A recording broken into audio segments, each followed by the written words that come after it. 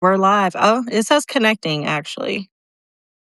I read somewhere that even when it says that, you're on. Let's Ah, keep on. welcome. There's people here. So we are live. Hi, everyone. Welcome, welcome, welcome, everyone, on this lovely Tuesday evening. I wanted to do this session. If you read my latest essay, I felt like this topic was really, really important. But today, I wanted to talk about rethinking work worth and rest in the AI economy. So I know these things often might feel like they're not interrelated and interconnected, but I really think they are. And that's kind of what I wanted to talk about today. And I asked my lovely guest, Amanda Miller Littlejohn. Amanda is a maven of all things rest. If you haven't heard of her latest book, it's called The Rest Revolution. Check it out. Amanda is, there we go.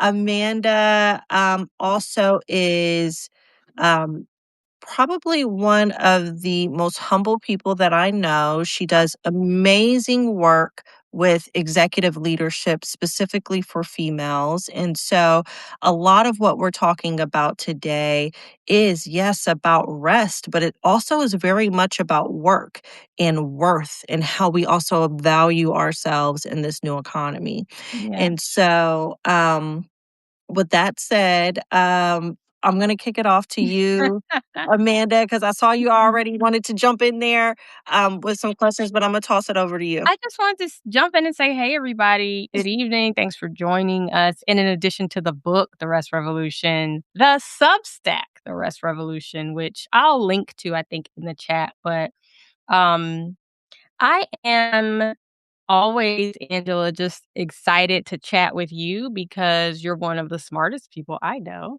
And I love nerding out. And I feel like whenever we get on a tangent, we go down rabbit holes. And the conversations would always benefit a wider audience if we Mm, were to kind of open the door and let people in on what we're talking about. So yeah, I'm excited to be doing this to give a platform to our FaceTime, Kikis, etc. Um, exactly. but what you said about work, etc., and the coaching piece, that was one of the reasons why I wrote The Rest Revolution. I saw Mm, my clients, particularly high achieving women in, well, I won't even say in the DC area because that's where I'm based, but mhm, everywhere, coming to me for specific coaching reasons, solutions around visibility, around how do I show up more powerfully as a leader? How do mm, I, get credit for my work and all of that? mm, How can I emerge as a thought leader?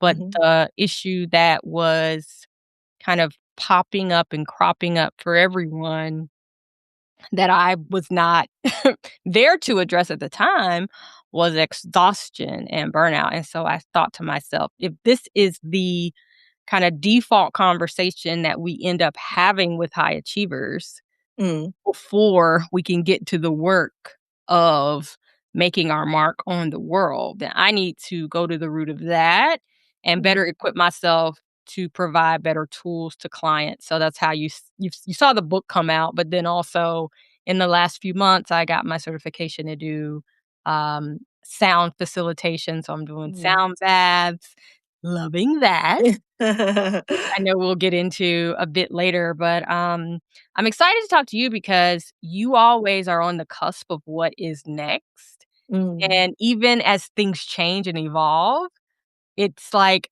"Oh, Angela said that, like, 6 months ago." Right? So, like, everybody's talking about Claude, moving from chat to Claude, and I remember you were one of the first people that taught me about this whole concept of creating an AI employee and Yes. walking through That was a long that was it was I so think that long might have been ago. almost 2 years Yes. ago.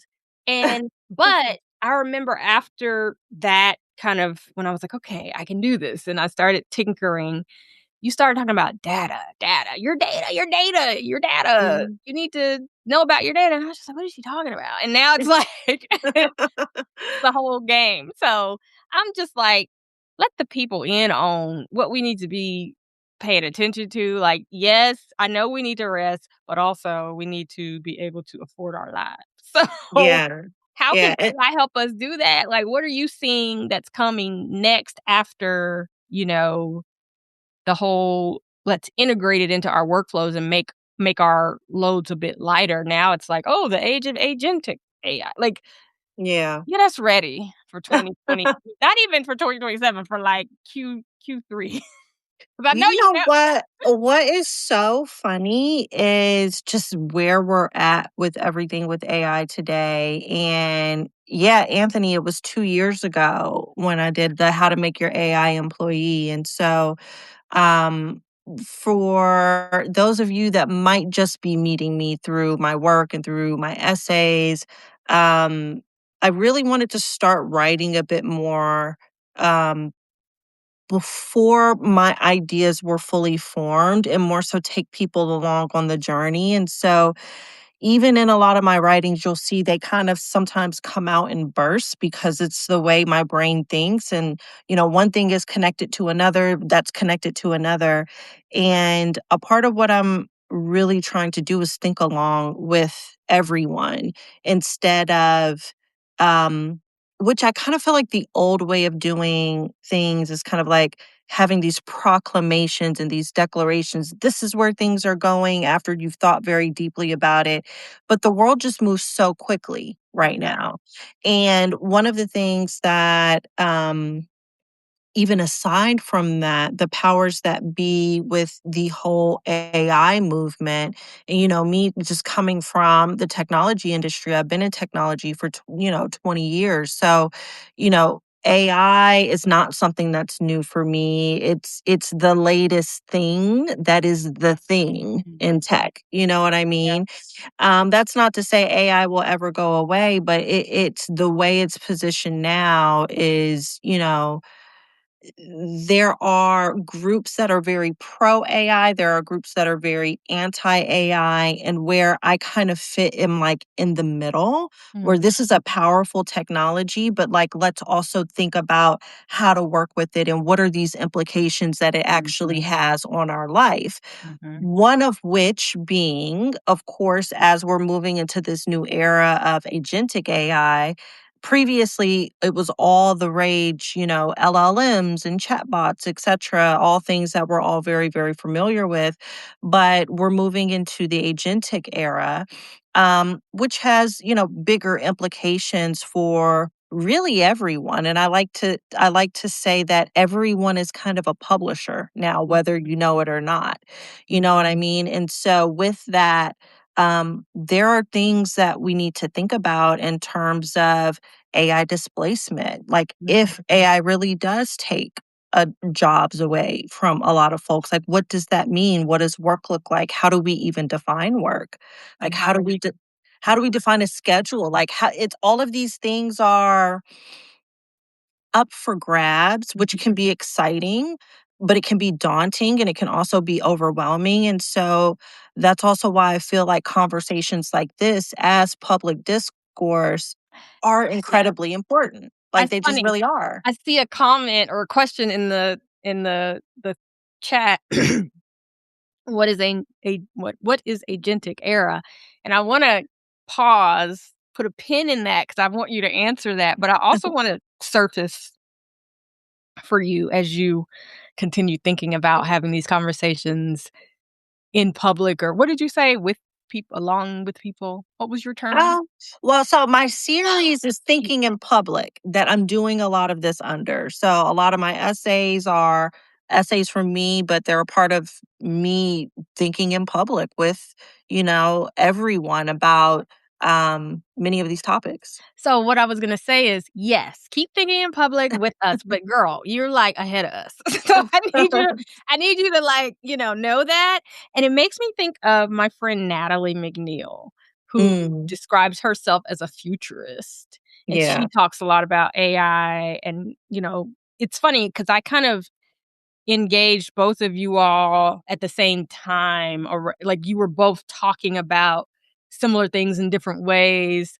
But one of the things that she not brands herself as, but she calls herself a futurist, and I very much think that that's what you are as well. Like you're always ahead of the curve, and you kind of see things. I mean, I think part of it is you have a technical depth that Yeah. most of laymen don't have. Like, I don't know who all is here. Maybe you all are a bunch of tech people and all of this is common knowledge to you, but I think for more people like me, you really help give us a vocabulary and an understanding of this new world. And so, like, when a conversation becomes mainstream and you start hearing Mhm. terms that become mainstream, like, for me, I always think to myself, "Angela said that, like, a Mm. few months ago."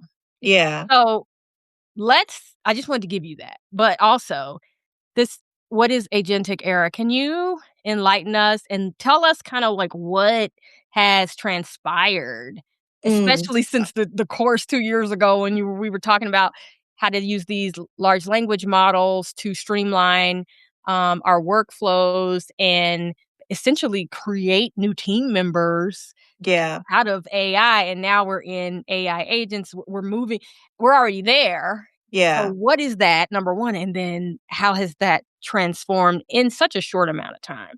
Yeah, so a good way to think about the agentic era is really AIs that can act and do. They can actually execute things for you. They can log into some place. They can take an action. They can purchase something. They can request something. The whole thing is it's an AI that can actually do They're like something. kids that have finally grown up and you don't have to remind them to do everything, they just do things. Exactly. They do things. I mean, you obviously like set the directive of what you want it to do and everything and give it guidance. But even that's kind of a thing in and of itself too, because if you don't give it this specific guidance, there have been AIs that, will go kind of rogue. Yes, Kara, kind of like your assistant. So if you can think of, you have all these little assistants kind of under you, which is great, if you're an entrepreneur or a startup or, an independent practitioner because, you can get more done. What's interesting to me is a lot of these implications, we tend to talk about them in business terms, but I'm really interested in how this is going to impact the everyday person. Mhm. You know what I mean? Yeah, And so the essay that I wrote titled, um, I can't actually remember the exact title, but it was the personal essay. Your why social media is dying and your website is going to right. be the new social media. The whole thesis around that is because of the AI agentic era that is upon us. And so when you really think about where your owned words or things or assets or what have you, where those things need to be stored, it needs to Mhm. be stored in a place that you can control. And so I'm way dating myself now, but I used to be a webmaster back in the day, and I had to like manage a server that was in a closet. Okay. So but it really reminded me of the idea of personal infrastructure. And so I've been writing about that a lot because one of the things that I think are going to be really important is not just your own personal website, but even things like um, how you think about something, right? Mhm. And so the idea in my essay, your point of view is an asset, kind of evolves the idea of hey, you're going to need your own infrastructure. Your personal website is the first step. It evolves that into you also should start to think about your own intelligence, your own human intelligence that actually makes you different from other people. And so the idea that AI is exceptional at information synthesis and distribution, right? That's what it's all doing right now. It's synthesizing information for us and it's delivering it to us. But what makes that information different is a person's point of view. It's your lived experience. It's because you went through that situation over there that made you connect a dot over here. And so that is something that's individually unique to everyone. And so what I'm making the bet on is that this is actually the next wave of the internet, right? So Mm. instead of just these bots crawling for I was going to say a cuss word, but for whatever sake, they're For crawling Frank's all our sake. yeah, for whatever sake. You can now actually have your, let's just call it information, intellectual property, your unique information and synthesis, and an AI agent that's crawling a site might need to have access to that. So if you're a subject matter expert, if you have a specific area of expertise.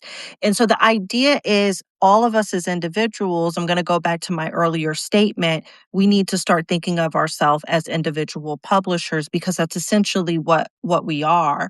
And when you start to think about it, you can obviously license your expertise or your point of view to an AI.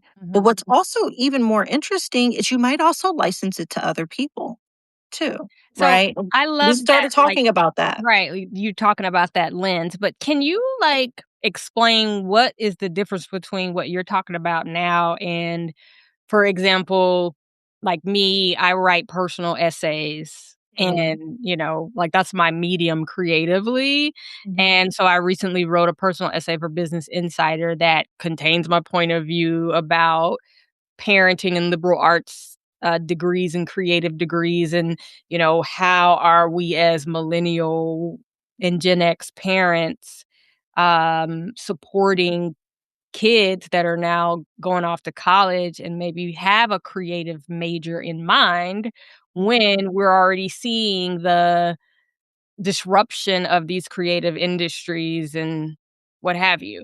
And so I wrote that, it's published on Business Insider. Can like, can AI gather my point of view from that without my consent or without my, you know what I mean? Like, yeah. take that and feed that into something and have a new point of view that it's referencing? Like, what's the difference between like, I understand all the information that's out there in the world, but when you categorize it by the available knowledge and information versus memoirists and essayists and the different Mm, and podcasts right. and Substacks. Like, Mhm. how is that different or going to be different in the future when you consider how AI might potentially license our point of view?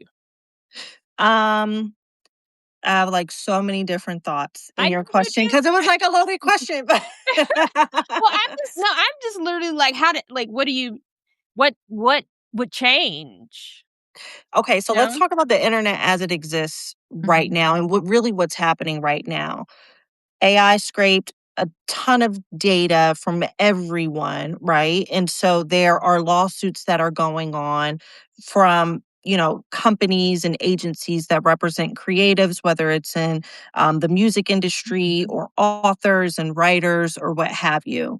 So that's currently what's happening. We talked about this a little bit earlier today on the call, but again, I'm going to date myself because I've been in the industry for so long. But this really, really reminds me of when I was a blogger Mhm. and Google News came out, Mhm. right? Google News was the synthesis and the information distribution, just like AI, Mhm. right?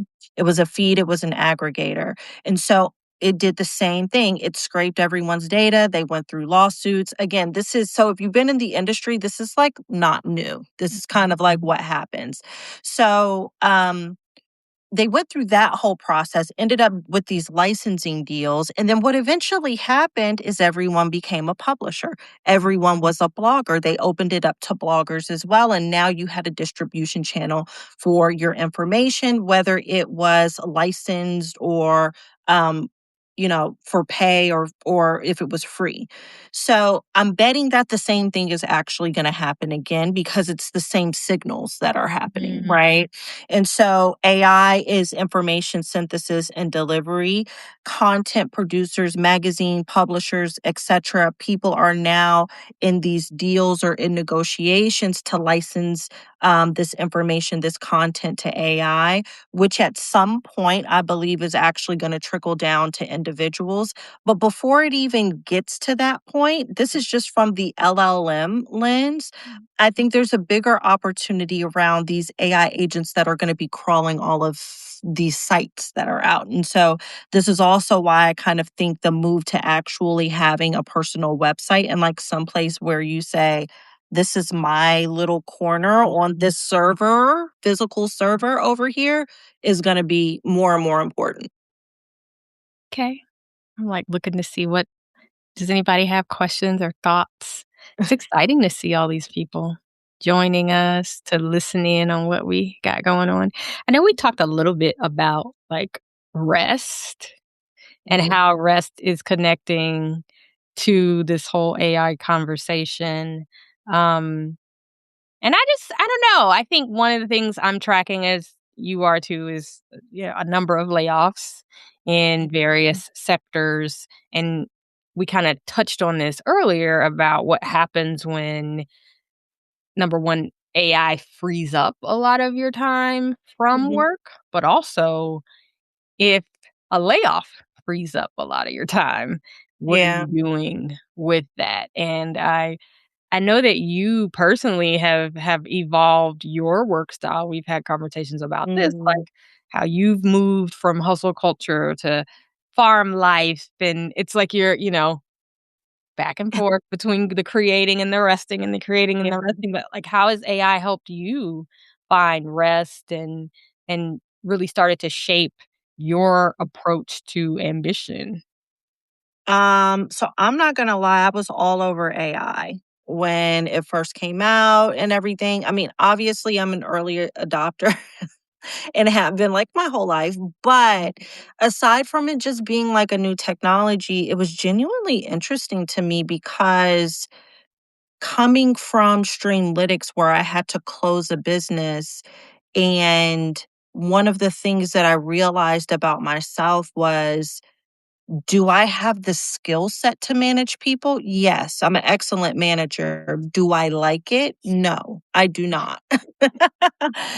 And so, after Streamlytics, I just thought a lot about what my next chapter would look like. Would it be, another venture backed business where, trying to scale a company to be, a unicorn or $1 billion business?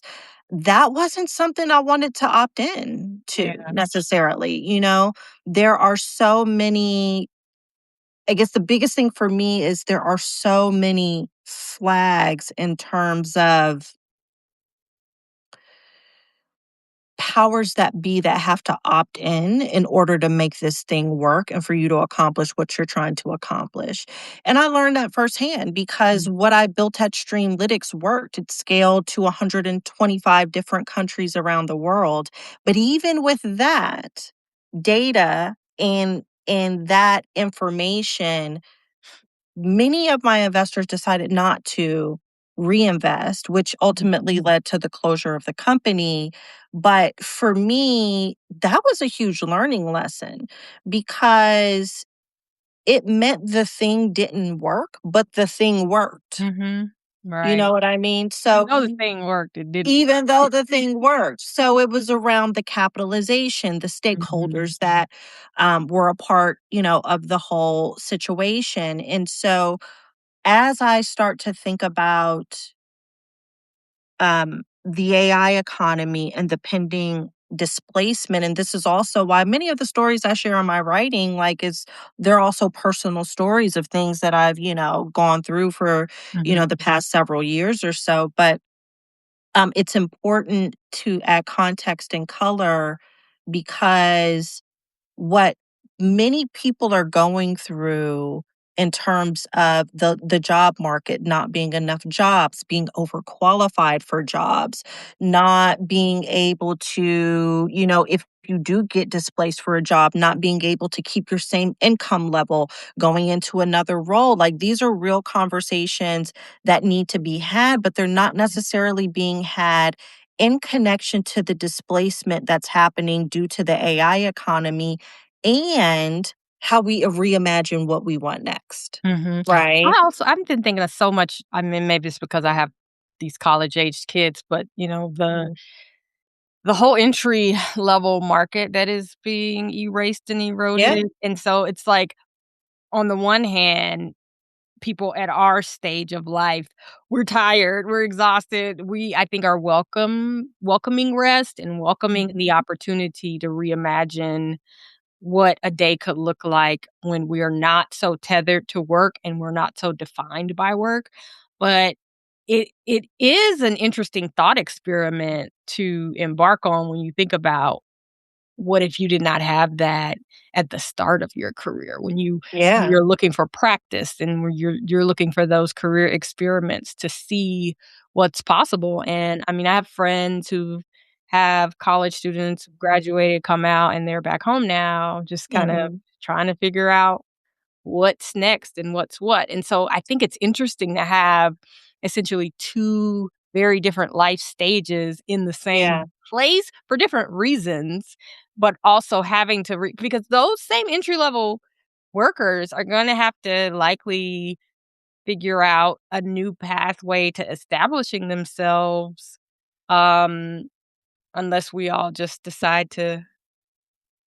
Well, unless something else happens that's, out of everyone's control, but exactly why the conversation needs to happen because honestly, like this is what people are saying is going to happen. Mhm. You know what I mean? Agreed, And agreed. it's like, you do have two different groups at different stages, but it's more reflective of, you know, the volume of people that are in the same position that might be thinking about this, which is also why it deserves, public discourse. So Mhm. even things like, someone had a question earlier about Ashley. This is a great question. I'll come back to that. But Jonathan had a question about speaking on how you understand authenticity in one's voice in Mhm. this new space. And this is a good question because, especially even when you think about people early in their career, and really not even early in their career, we're all informed by the lessons that we learn, the situations that we go through within a career, right? Or within life in general. And so when that's taken away from folks earlier in their career, it's interesting because things like licensing a point of view in an area of expertise based on lived experience start to make sense. So a Mhm. lot of what we're talking about, even in terms of defining what our unique point of view and lived experience might be, and actually packaging that into like a machine readable format.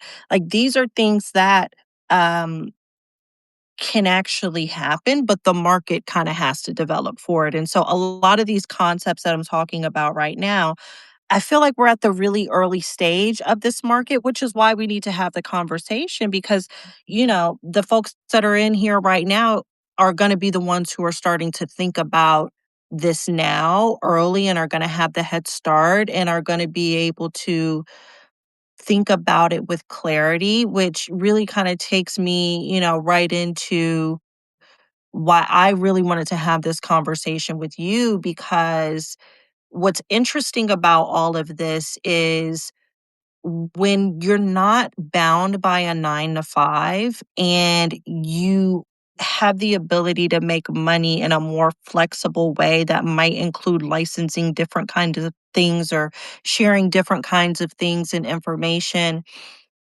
what does your day look like? You know what I mean? And how does rest now play a factor into that? And this is particularly interesting to me because I know during my transition from Streamlytics, when I was starting to think about what I wanted to do next, I had to force myself to slow down and not do all the things and not spin and actually force myself to rest.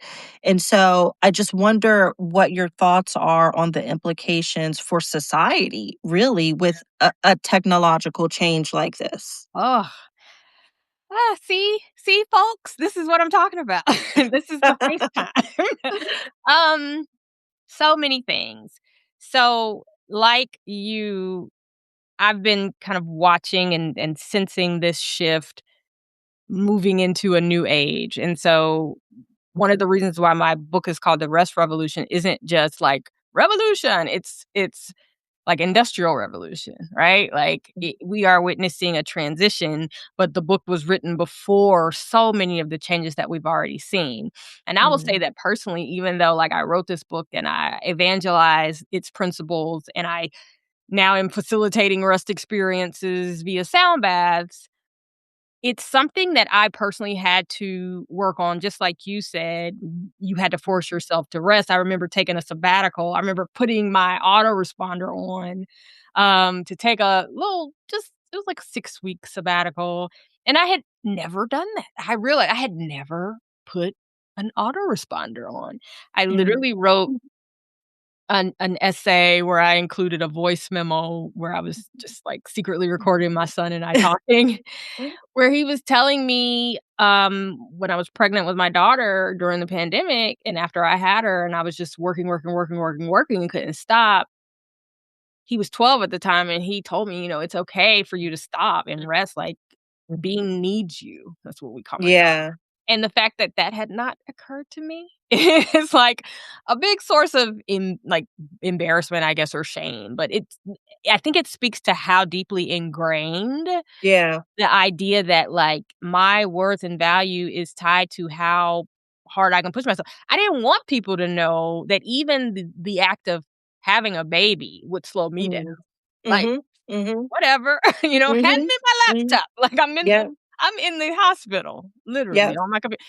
Foolishness, utter foolishness. But what I found in the fallout after getting sick and having to kinda, the whole, "If you don't sit down, your body will sit you down." yeah, I realized that, like, I have always had stillness practices that I employed. So I've been a lifelong mm, journaler since I could write. And that mm, was more of a mechanism to help me deal with a difficult childhood.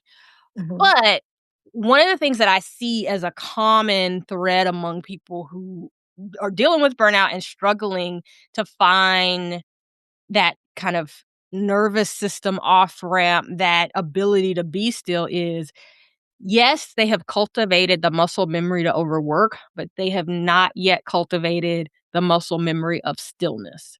And so yeah, that's one of the first things that I'm like, okay, we have to find a way to integrate 5 minutes of breath work, 5 minutes of journaling that maybe can increase to 6 next week and then to 10 until you need it, until you're like, I can't start my day until I journal or I sit in silence or I sit and breathe and center myself. And I think mhm, what's going to be so interesting and I'm excited for it, even though it is scary because a lot of people are being forced to be still, yeah, not by choice, like it's exactly, being forced.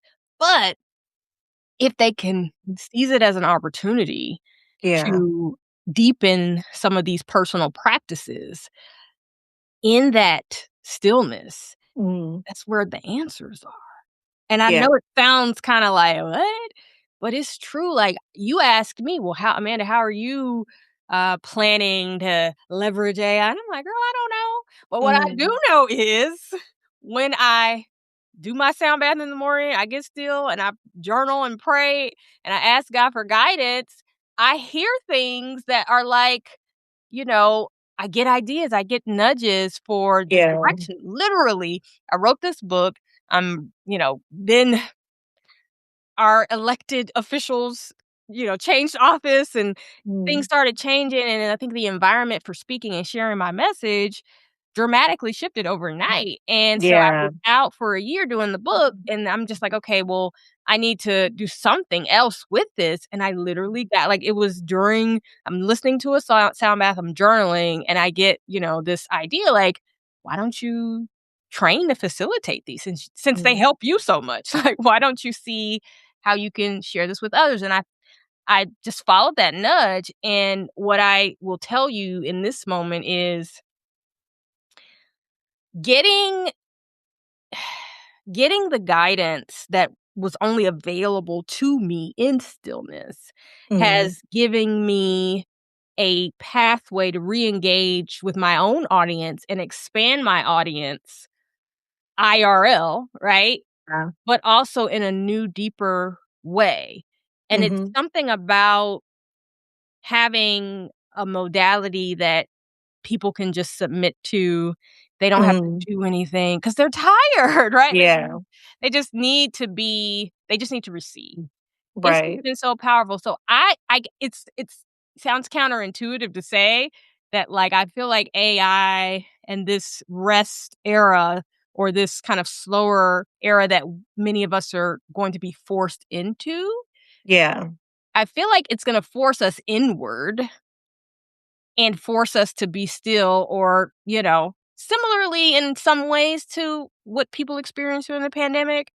Yeah. And I think out of that, we're gonna see a more, I don't know, like a more authentic version of ourselves than we even knew was there. Yeah, Ashley Morgan had a great statement here, and she talks about how our identities are often wrapped up in overfunctioning.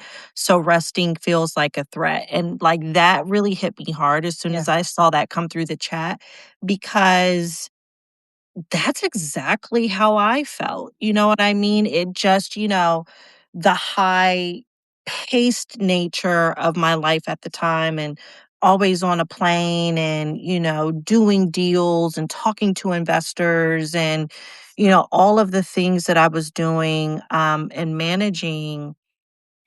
I didn't realize it at the time. Like now I notice it from like Yeah. a level set Resistance. nervous system. Yeah. Like, "Oh my god, that was crazy." But I didn't realize it then, at all. And even in terms of, and I feel like this is probably the bigger thing than that, is during this transition, so many of us will have an identity that we have been running with for so long. Mhm. And so, how do we evolve this identity and become someone else and become someone new in this new world?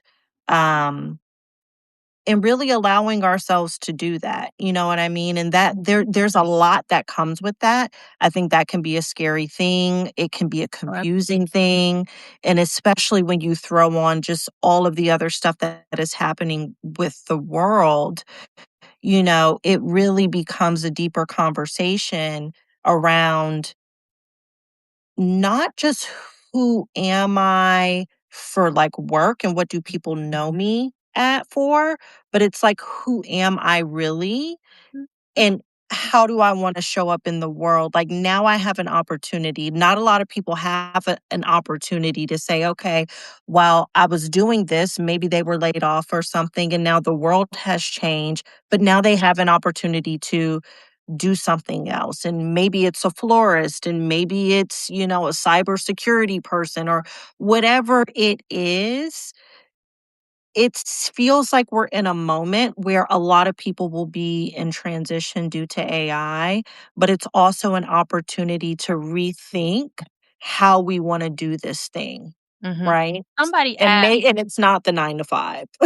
somebody asked how does stillness factor into survival mode, and I feel like that's a tension Mhm. that exists for a lot of people. Like, we assume that Yeah. stillness is time away from productivity, time away from, figuring out I'm gonna pay these bills or whatever. Mhm. And I would challenge or offer rather Yeah. that it is in stillness that the answers for survival will be revealed. Like, Mhm. I know that sounds, spiritual or woo or what have you, but it's true. Like, what you were just describing, Angela, about like being on the planes, going here and there, all of this, all that.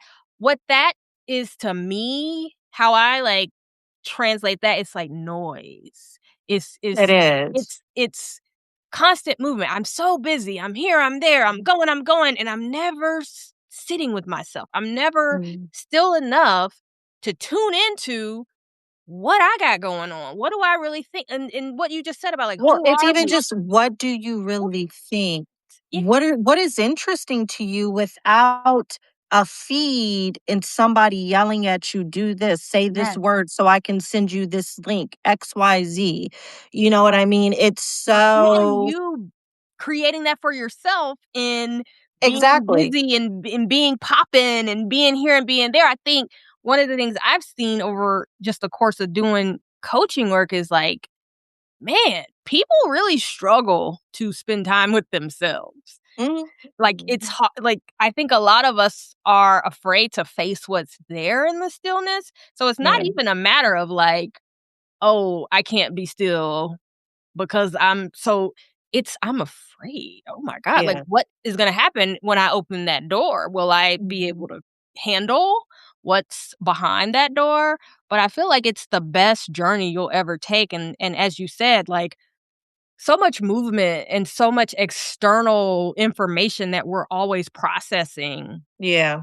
is what is keeping us from knowing who we are, what might we want to try next, Mm. what Mm. skills are dormant that maybe we want to revive, what are Mhm. interests that I had before the world told me this is what I should do, be, or how I should offer my gifts to the Mhm. world. Like, Mhm. you have to stop and shut down all the external in order to get to those answers. But I think Yeah.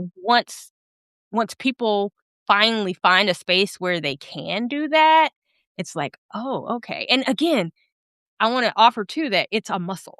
So, like, for everybody who's like, "Oh, I tried that. I tried to meditate or I tried to do whatever," just like you don't become a person who overworks themselves to burn out overnight, you Mm. you treat yourself that way, you abuse yourself, you expect this of yourself month after month, year after year, and that becomes your default.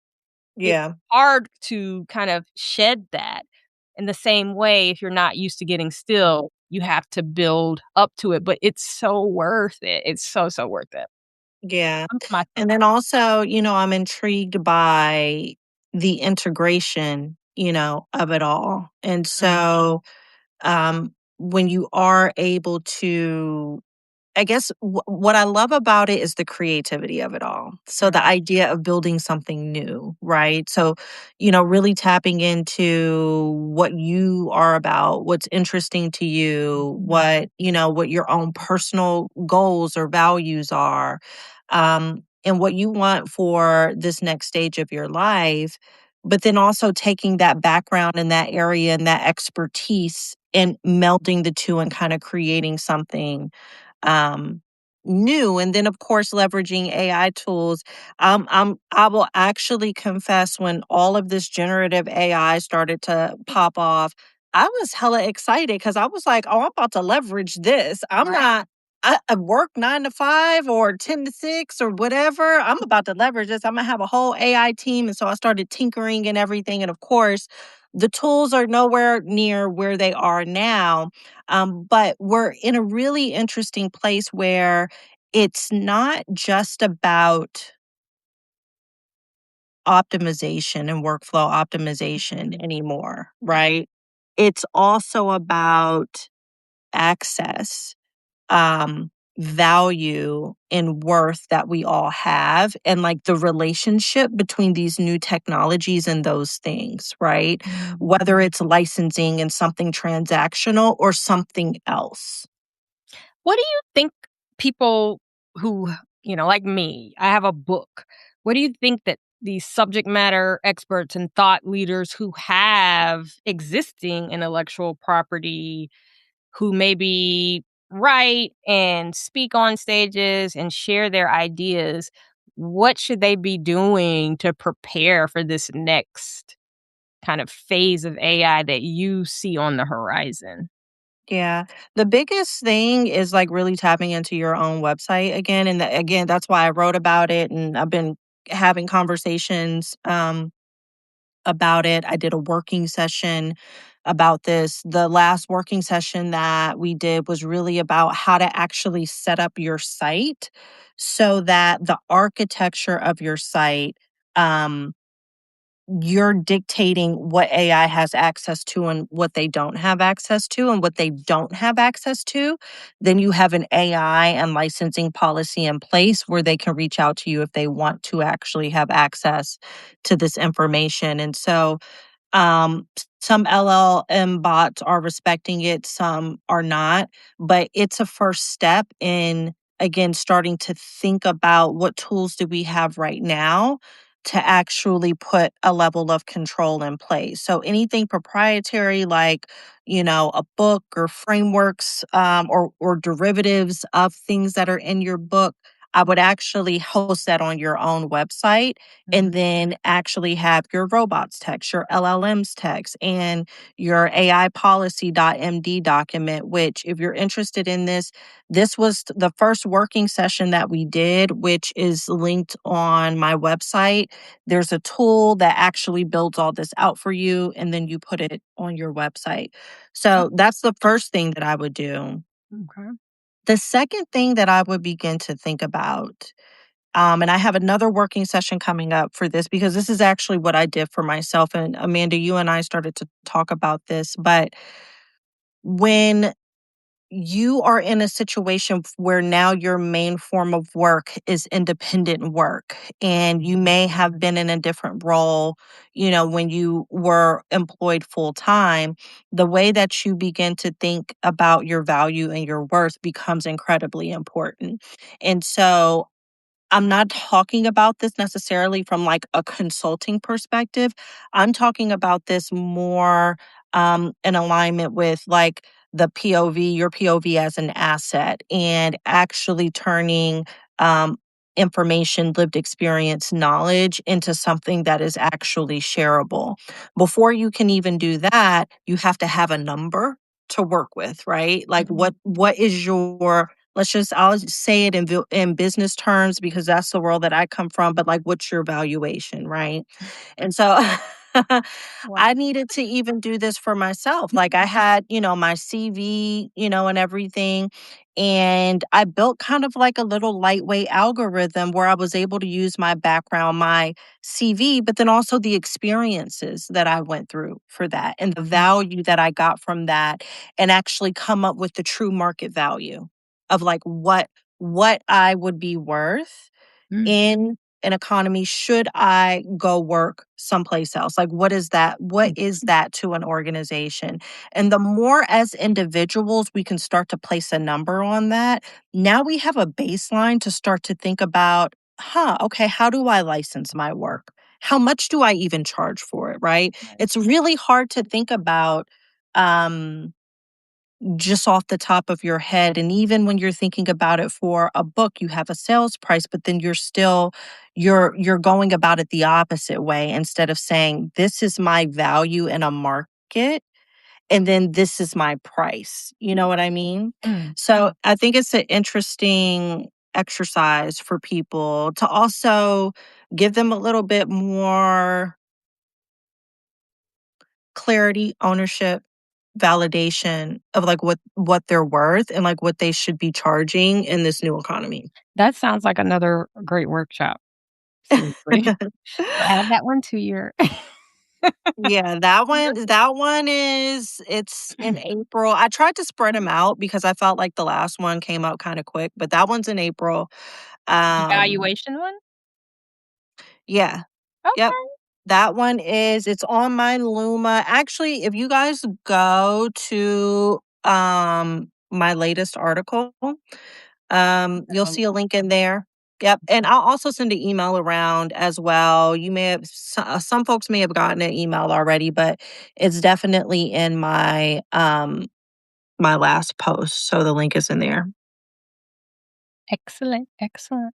All right, any questions in the audience? Maya says slowing down will help you focus and hear God's voice and purpose. Absolutely, I completely agree with that. Um, I thought I heard Amy said we've been taught to trust ourselves because there are such powerful answers inside ourselves, or we're taught not to trust ourselves. Absolutely, I completely agree with that. Um, Kara says rest feels like a threat because we're told if we don't produce, we will not be able to survive. The possibility of homelessness is constantly hanging over our heads. Mm. This is such a good statement. And even I believe it was Talisha mentioned something earlier about basically like survival mode. You know what I mean? And so it's interesting in that we kind of have to retrain ourselves also from this idea of exchanging time for money to exchanging value for what people are willing to pay for it. Do you think that we are going to see, well, not do you think, but what shifts do you think we're going to see in just kind of to Kara's point about being allowed to survive homelessness, et cetera, like, when you think Mhm. about the mindsets that were developed during the Industrial Revolution, when people are moving from farms to factories and, we're producing things at Mm. scale so they can be sold and all of that. Do you think we're going to maybe see an ethos going backward or potentially forward? Because, like, industrialized city, like, that's a very, very real thing, but I would think maybe in more rural areas, I'm Mm. sure it's a concern, but not as much as it is in these, like, industrialized environments. Yeah, if I think so, I'm not sure if I understand the question fully, but I did want to actually add this note because for many of you that don't know, I live on a farm. I moved here from a city. I've been here maybe about three or 4 years. I love it. A part of the reason why I did it was because I was locked to my computer all the time, and I was trying to figure out a way that I could have more balance where I could just, like, run out and go outside and do some things and come back in and be on a Zoom and on a call. Um, so it completely I'm a city girl, like, I've always, like, lived in cities, so this is completely, like, not in my personality to live on a farm, but it's something that I absolutely love, and it has taught me so much about life and, I don't wanna say slowness, but let's just say regeneration, and so it actually informed a lot of my work even in terms of how I think about technology products and software and how they should actually function. I very much believe that everything should be regenerative, and when it's not, then it kind of breaks. And so during all of that, I did a ton of research because I was curious about like what was life like pre-industrial revolution. Yeah. So interesting. I've have done some research here. Pre-industrial revolution, people may have had a job, so you might have been a doctor, but almost everyone had a farm because Mhm. most everyone lived on land. And so when you woke up in the morning, it wasn't a 9 to 5. There were the chores and the Forward. things that you did at home, and then you ate breakfast, and then you would actually go to Mhm. work, but you weren't even really working longer than like 3 p.m. because the sun went down. Mhm. You know what I mean? And so there were all these adjustments that had to be made. Another interesting thing is when you look at what media looked like Mm. around that time period. So media was highly fragmented during that time period, meaning it wasn't the centralized media that we have now, where it's the ABCs and this and the CBSs and Mhm. even networks like ESPN. It was fragmented based on town, and then everything was very much about the individual. And so, even a platform like Substack, where we're on today, this is a better representation of how what media even looked like. There might have been hundreds of newspapers within like a small geographic area, and it's because everybody had a point of view. Mm. Right? So there we go Interesting. there we go back to There that, we go. right? You So said it's it like we're again. we're looking at patterns and signals. Mhm. That's what we're doing. That's You know what I mean? So this is not the concepts that I'm talking about may sound very advanced, but usually I'm also looking back Mhm. before I even write anything, like I'm thinking and researching. That's why I don't have a content schedule. Yeah. That's why I don't, because I'm actually thinking and I'm writing and I'm doing and I'm having conversations. And these are things that develop organically. And as a part of that process, it's things like, I'm learning about what media looked like pre-industrial Mhm. revolution, and so we can start to see how many of the things that are happening right now, like the stage is kind of already set. If we look back at, oh, well, if this is happening right now, then I wonder kind of what happened back then. And then you can start to see, oh, okay, so this Like the is yeah. going to happen again. Yeah. And so it is a very, let's see, the words mistress said, I think this could encourage more self sufficiency when Absolutely. people adopt the right mindset. Yeah, I completely agree. Absolutely. I completely I agree. So, envy you so much, and as I've told you a million times, that you and this farm and just having space and land to even explore what that look like to grow my own food and be more self-sufficient. I love following people who are off grid and kind of building in their own little world. And I tried last year. I did. Last it's I waited too hard. late to plant my seeds and they didn't have enough time. But like even with that, like you talking about how everyone pre-industrial revolution had land and farms. I even think about my grandparents. Both of my Yeah. grandparents, I think of my grandmothers, they both had like little patches of land in the yard or, where they had a row or Something. two or something. My grandmother into her 90s, I have pictures of her out in the morning collecting okra that Mhm. you know what I mean? So, like, I don't think we are so far removed, but I feel like at least my Instagram feed shows that a lot of people are doing their container gardens and we are more intrigued. How interesting is it that as technology advances, we become more intrigued with the natural, like The natural world, yeah. permission to say, I don't have to go to a grocery store to get a tomato. I can Yeah. literally grow a tomato. Yeah. Wow.